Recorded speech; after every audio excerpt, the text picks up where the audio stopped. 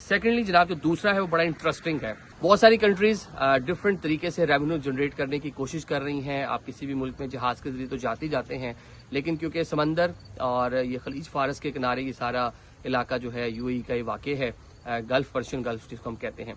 तो जनाब क्रूज के जरिए जो लोग आएंगे और किसी भी बंदरगाह के ऊपर आकर रुकेंगे, उनके लिए भी जनाब मतलब क्रूज के जरिए जो लोग आना चाहते हैं उनके लिए भी 1 साल का मल्टीपल एंट्री वीजा जो है उसको जारी करने का फैसला किया गया है।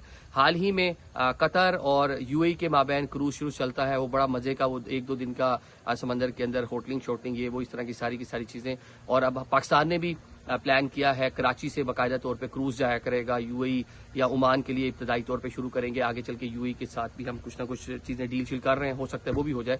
तो जो लोग इस रास्ते से यूएई जाना चाहते हैं, दुबई जाना चाहते हैं, जो लोग इस तरीके से शारजा जाना चाहते हैं या वो अबू धाबी जाना चाहते हैं, तो उनको भी जनाब 1 साल का वीजा ग्रांट किया जाएगा।